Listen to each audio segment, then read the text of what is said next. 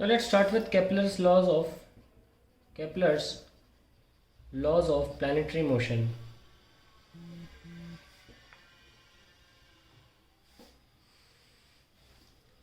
पहला लॉ कहता है all planets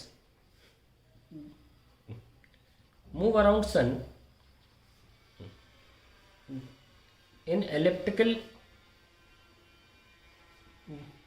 orbits with sun located at one of the foci of the ellipse. मुझे उम्मीद है कि आप सब 11वीं क्लास में एलिप्स पढ़ चुके होंगे। इस तरीके का एलिप्स होता है और इसमें दो फोकस होते हैं।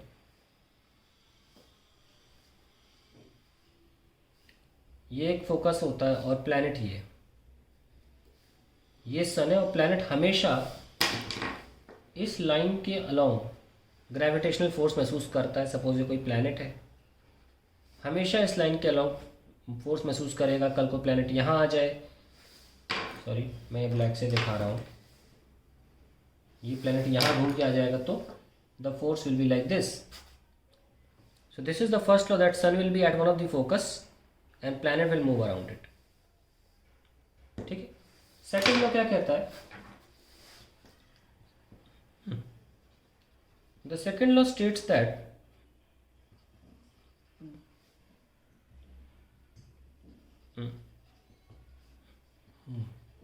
द लाइन जॉइनिंग, जो मैंने यहाँ लाइन बनाई है S P, the line joining the sun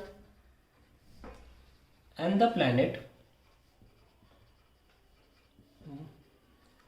sweeps out equal area in equal intervals of time.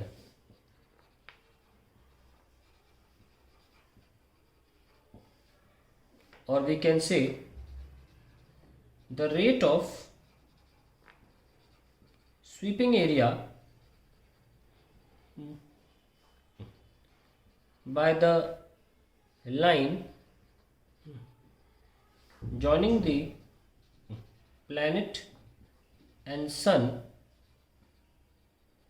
is a constant. That means dA by dt is constant. इसको मैं diagram से दिखा देता हूँ, इसको हम प्रूव भी करेंगे। सो ये मेरा एलिप्स है, ये सन और ये प्लैनेट है। प्लैनेट की पोजीशन P1 यहाँ, P2 यहाँ,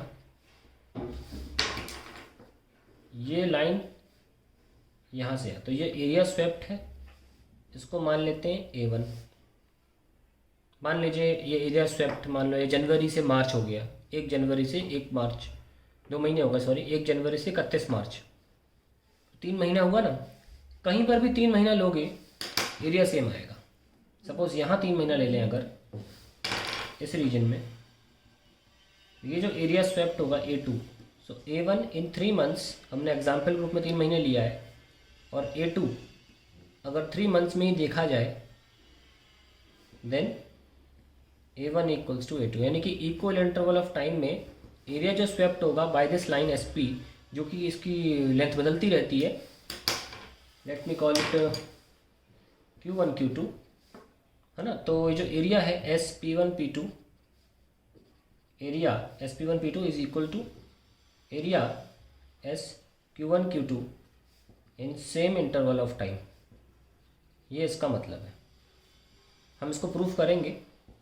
ठीक है, अभी थर्ड लॉ पे चलते हैं, पहले लॉज देख लेते हैं। तीसरा लॉ है the square of the time period is proportional to